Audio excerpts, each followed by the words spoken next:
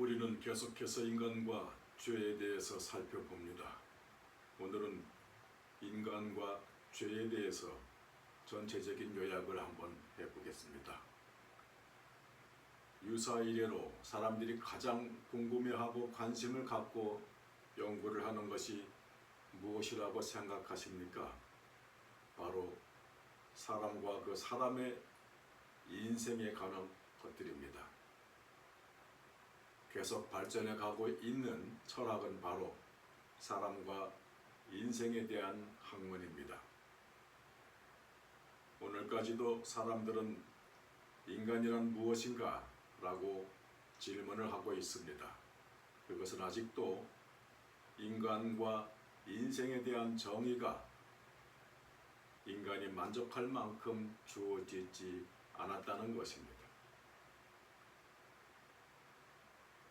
소위 관념론적 인간은 말하기를 인간은 근본적으로 정신이며 인간이 가지고 있는 이 물질적 육체는 인간의 근본적 본성과는 전혀 관계가 없는 생소한 부분이라고 생각을 합니다. 그래서 이들은 영혼의 불멸성은 가르치지만 인간의 육체적 부활은 부인합니다. 반대로 물질주의적 인간론은 인간은 오직 물질적 요소들로 구성되어 있으며 그 외의 정신적, 감정적, 영적 삶이란 인간의 물질적 구성의 부산물들이라는 것입니다. 그리고 창조주의 존재도 부인합니다. 인간은 사회 구조의 한 부분일 뿐이라는 겁니다.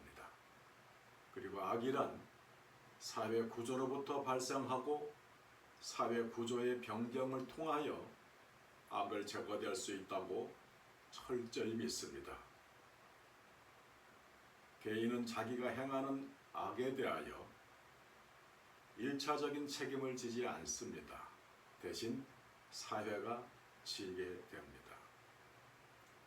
또 다른 물질주의적 인간과는 인간은 자기 행위에 대해서 책임을 질 수 있는 그런 존재가 아니라고 이야기합니다. 인간 행위를 결정짓는 요소는 인간이 살고 있는 환경이라는 것입니다. 인간 안에 스스로 결정을 내릴 수 있는 마음이라는 것이 존재하지 않는다고 주장합니다. 인간의 행동은 전적으로 그 환경에 의해서 결정이 되고 그 환경이 완전하게 인간에게 알려진다면 인간의 행위는 완전하게 예측될 수 있다라는 것입니다. 그래 이들의 주장을 종합해 보면 한쪽은 오직 인간의 이성, 정신, 영적인 것에만 관심을 두고 있고 다른 한쪽은 인간의 육체적인 측면만을 절대화시키는 오리를 범하고 있습니다. 성경은 그런 인간을 하나님의 형상으로 창조하셨다고 말합니다. 아담이라는 히브리 말의 그 하나님의 피, 즉 하나님의 성령, 하나님 그 자신이라는 것과 다름없다는 그런 말 뜻입니다. 파자를 하면 아담이라는 아에 해당하는 하나님과 담에 해당하는 그 피를 하나님의 피라고 파자가 됩니다. 또한 그런 아담을 창조하셨다는 것은 전 인류를 대표하는 자로서의 사람을 말씀하시는 것입니다. 하나님 자신이라는 것과 다름없다는 말이죠. 전 인류가 그로부터 나오게 되고 아담이 앞으로 오게 될 전 인류의 머리요 대표자인 것입니다.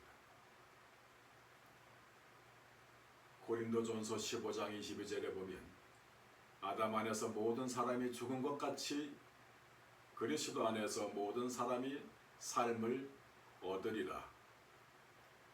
고린도전서 15장 45절에 기록된 바 첫사람 아담은 산 영이 되었다 함과 같이 마지막 아담은 살려주는 영이 되었나니 성경이 예수님을 마지막 아담이라 두 번째 아담이라고 표현하는 것은 첫 번째 아담도 예수 그리스도와 유사한 관계로 우리를 향해서 서 있다는 것을 나타내는 것입니다. 예수님께서 우리를 대표하셔서 우리를 구원해 내신 것처럼 인류의 대표자인 아담으로부터 우리는 죄 가운데 태어나게 되었다는 것입니다. 세상 사람들은 하나님의 존재 자체를 부인합니다. 그러나 성경은 이렇게 말하고 있습니다. 로마서 1장 19절로 21절 하나님을 알만한 일이 사람에게 훤히 드러나 있습니다. 하나님께서 그것을 환히 드러내 주셨습니다.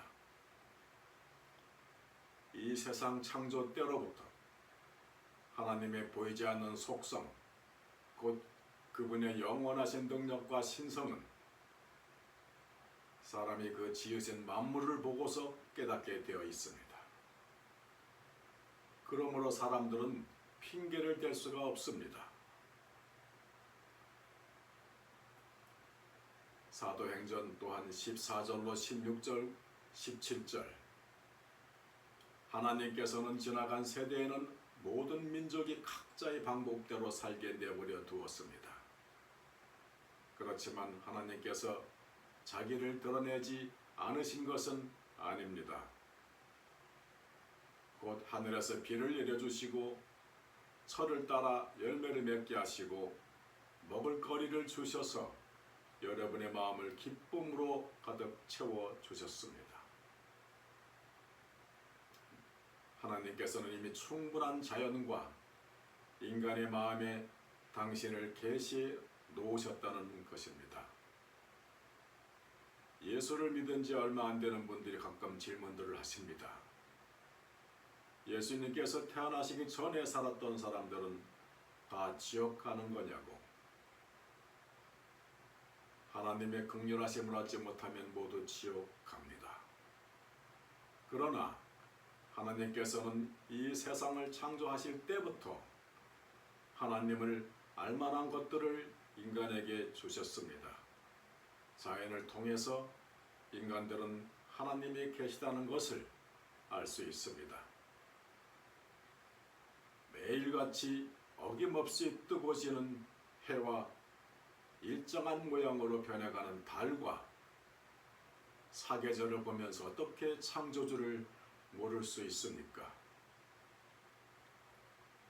인간이 몸 안에 들어있는 눈에 보이지 않는 세포들이 그렇게 자기 역할을 따라 수천 가지의 일을 해내면서 우리 몸에 살아있게 되고 자체적인 방어 능력을 갖고 면역 능력을 갖고 있습니다. 여러분, 한의사들이 침을 놓을 때 혹여 침이 혈관이나 급소를 향해 들어오면 혈관이 스스로 그 침을 피하는 것을 아십니까? 그 모든 자연과 인간 자체가 하나님의 흔적이며 하나님의 능력입니다. 그래서 예수님께서 오시기 전에도 인간들은 하나님이 계시다는 것을 알게 되었고 오히려 현대인보다 더 하나님의 존재를 깊이 느끼며 살았습니다. 아담 때부터 하나님은 계속해서 예수님으로만 구원받을 수 있음을 암시하셨습니다. 위에 들어드린 구절을 보시더라도 알 수가 있습니다. 로마서와 사도행전에 쓰여진 것은 지금부터 약 2000년 전입니다. 성경이 지금의 신구약으로 편집이 된 것은 AD 400년경입니다. 그 당시는 구약 성경도 아주 희귀하던 때입니다. 그들에게 바울이 이야기하는 것입니다. 너희들에게 하나님께서 이미 하나님을 알만한 것을 두셨다. 그래서 그때도 하나님께서 믿음을 주신 사람은 믿음으로 구원받은 것이고 지금도 하나님께서 믿음을 주신 사람은 십자가를 믿고 구원을 받는 것입니다. 우리에게 주어진 모든 아름다움과 선함은 하나님께서 우리에게 주신 것입니다. 그 모든 것이 하나님의 흔적입니다. 왜 하나님은 죄에 대해서 진노하십니까? 하나님은 거룩하신 분이시기 때문입니다. 거룩이라는 것은 먼지 같은 작은 죄도 용납이 안 되는 상태입니다. 죄의 삭선 사망이라는 성경 말씀처럼 하나님은 생명을 살리는 분이시기 때문에 그의 형상인 인간들이 사망하는 것을 원치 않으시고 오죽하면 하나님의 아들이신 예수께서 잡히시는 전날 기도를 하시는데 할 수만 있으면 이 잔이 피해갔으면 좋겠다고 하실 정도로 하나님의 진노는 무시무시한 것입니다. 그 진노가 모든 죄인들을 덮고 있는 것이십니다. 이러한 죄에 대한 인식 없이는 복음이 시작될 수 없습니다. 18세기 유럽은 자유주의와 계몽주의, 합리주의, 이성주의가 판을 치는 시대였습니다. 거기에 진화론이 갑광을 받고 있었고 기독교는 그야말로 위기를 맞고 있었습니다. 세계 2차 대전 이전까지만 해도 사람들은 보편적으로 모든 인간은 근본적으로 선하고 인간들이 지니고 있는 가치들이 중요하다고 의심 없이 믿어왔었습니다. 그런데 두 번에 걸친 잔혹하고도 참혹한 전쟁으로 말미암아 그 전체가 뿌리까지 흔들렸고 거기에서 허무주의까지 발흥을 하게 되어서 인간과 인생의 정의를 내려보려 했던 사람들은 더욱더 혼란성으로 빠져들었습니다.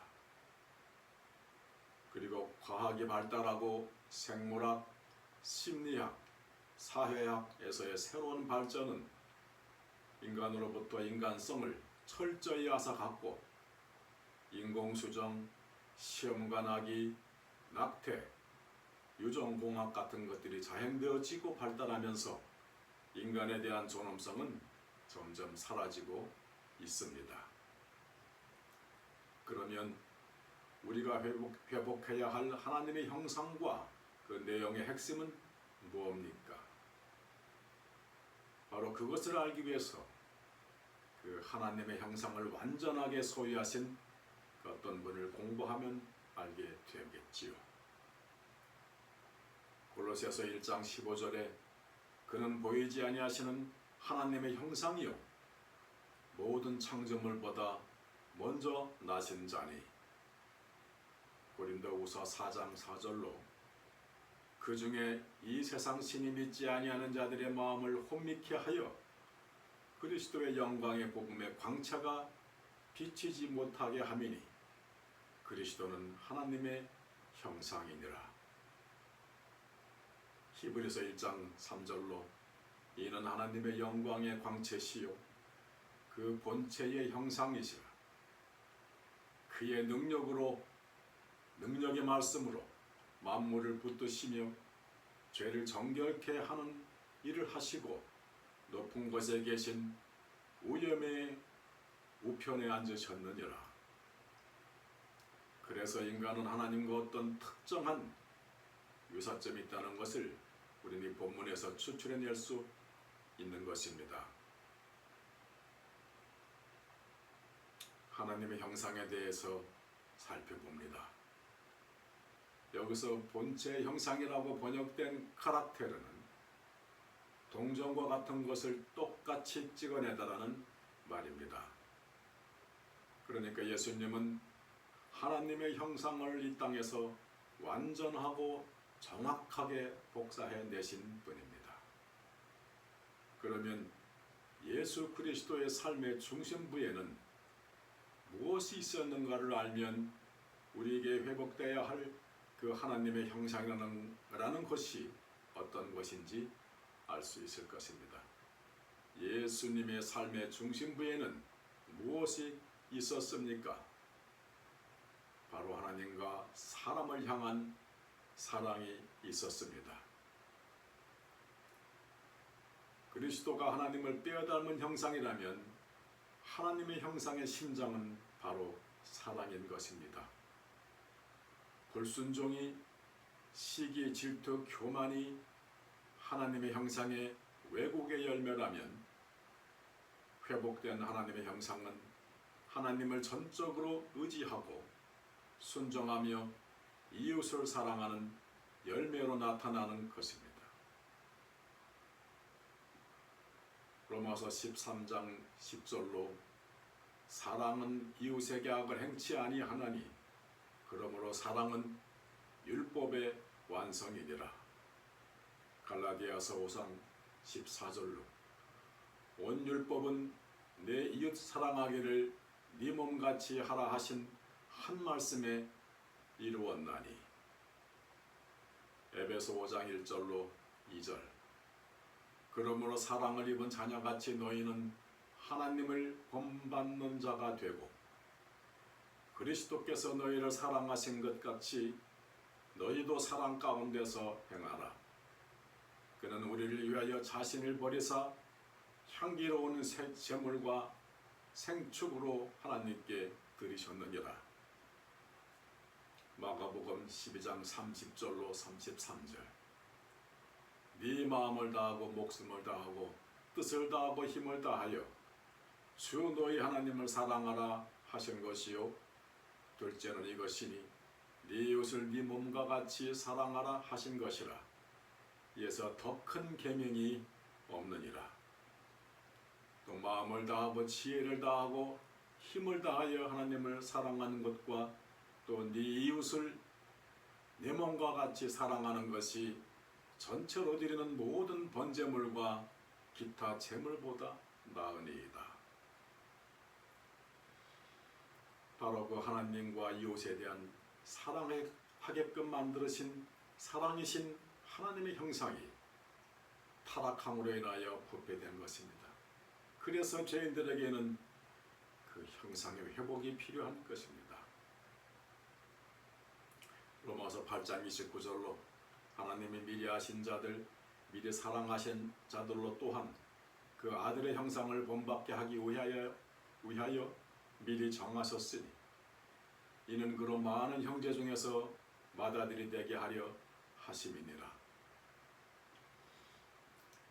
하나님께서 창세전에 미리 사랑하신 자들이 있었는데 그들을 왜 택하셨는가 하니 하나님의 형상을 본받게 하시기 위해서 택하셨다는 것입니다. 그러니까 우리를 구원하신 목적은 바로 그 하나님의 형상대로 우리를 원상복구해 놓으시기 위함인 것입니다. 그러니까 구원받은 자들은 당연히 사랑하는 자들로 회복되어 가게 되어 있는 것입니다. 갈라디아서 4장 19절로 나의 자녀들아 너희 속에 그리스도의 형상이 이르기까지 다시 너희를 위하여 해서 나는 수고를 하노니. 고린도후서 3장 18절로 우리가 다 수건을 벗은 얼굴로 거울을 보는 것 같이 주의 영광을 보매 저와 같은 형상으로 화하여 영광으로 영광에 이르니 곧 주의 영으로 말미암느니라. 이렇게 하나님의 백성을 향하신 구속의 목표는 사랑이신 온전한 하나님의 형상을 따라 닮아가는 것입니다. 그렇다면 이제 인간이 하나님의 형상을 회복하기 위해서는 어떻게 해야 됩니까? 인간의 힘으로는 불가능하다고 합니다. 하나님의 도우심을 구해야만 합니다. 인간은 피조물일 뿐만 아니라 동시에 인격체입니다.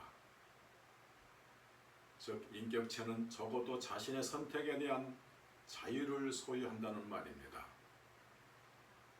그래서 벌두인은 인간을 가리켜 선택권을 소유한 피조물이라고 표현을 합니다. 즉 인간은 피조물인 동시에 하나의 인격체, 곧 피조된 인격체인 것입니다. 이것은 우리 그리스도인들에게 아주 중요한 진리며 신비입니다. 즉 피조물인 인간은 종속되어진 존재라는 말입니다. 그런데 인격체인 인간은 자유로운 존재입니다. 이렇게 선택을 할 수 있는 인간의 자유를 이야기합니다.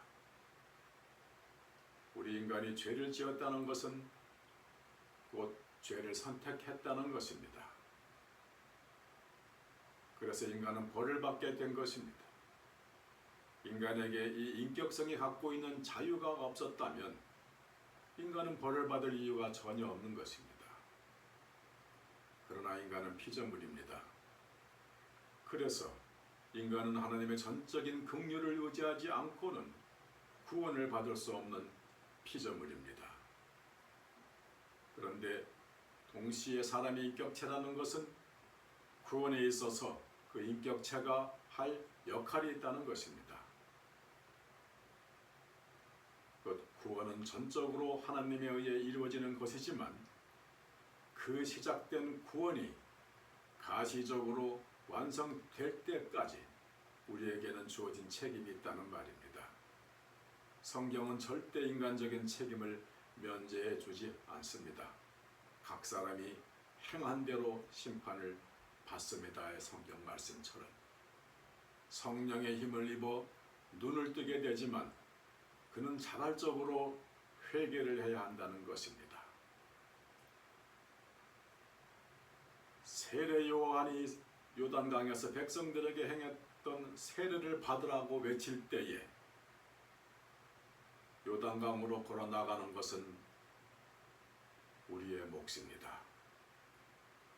그리고 하나님의 형상이신 주 예수께 하나님의 형상으로 회복하기 위해서 그분께 의지하는 것 뿐입니다.